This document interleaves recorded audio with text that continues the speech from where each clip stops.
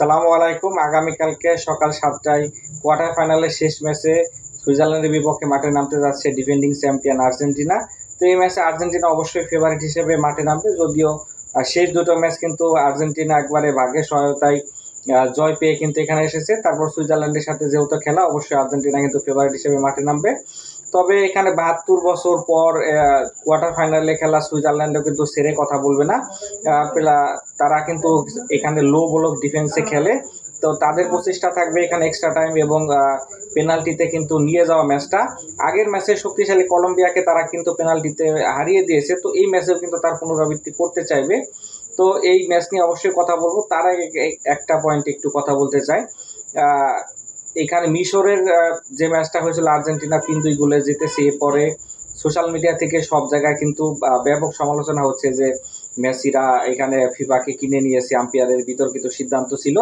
তো যারা এই সমস্ত কথা বলতেছে, আমার কাছে মনে হয় যে ফুটবল সম্পর্কে তাদের আসলে কোনো জ্ঞানই নেই। তারা কিন্তু সিজনাল ফ্যান অথবা ব্রাজিল, এখানে পর্তুগালের ফ্যান।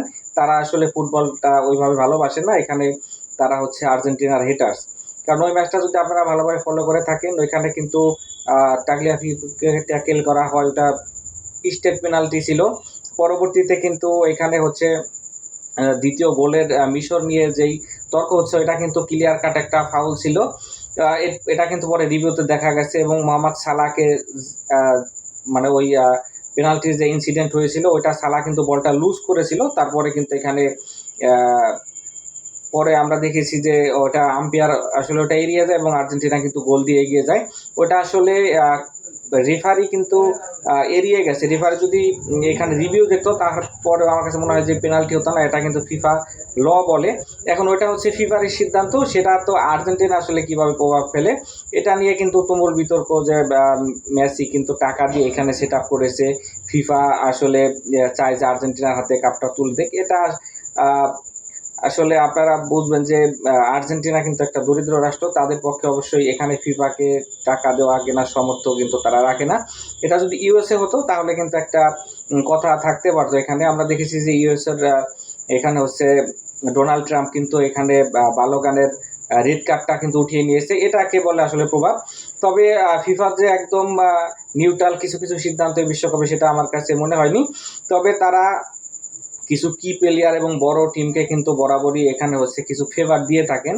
এর অন্যতম কারণ হচ্ছে খেলাটার বড় দলগুলো যদি এখানে পরের রাউন্ডে যায়, সেমিফাইনাল ফাইনালে যায়, সেক্ষেত্রে কিন্তু ফিফার ফুটবলের সৌন্দর্য বৃদ্ধি পায় এবং একটা বাণিজ্যও রয়েছে। কিন্তু আর্জেন্টিনা মেসিকে তারা যে বিশ্বকাপটা হাতে তুলে দেবে, মেসি এখানে কোনো প্রভাব খাটান, এটা আমি একদমই সম্পূর্ণ মানতে নারাজ। অনেকেই কিন্তু বলতেছে যে বাংলাদেশ থেকে বিকাশ নগদে টাকা পাঠানো হয়েছে। এটা একদমই আসলে ভুয়া কথা। এটা একদমই গাঁজা করে কথা বললে ভুল হবে না। যাই হোক, আর্জেন্টিনা কিন্তু যোগ্য দল হিসাবে এখানে এসেছে, যদিও দুইটা ম্যাচ তারা কিন্তু তাদের পোটেনশিয়ালিটি অনুযায়ী খেলতে পারেনি, এটাও সবচাইতে বড় কথা। দেখা গেছে এই ম্যাচে সুইজারল্যান্ডকে তারা কিন্তু সহজে হারিয়ে দিতে পারে, ওই ক্যাপাসিটি কিন্তু রয়েছে।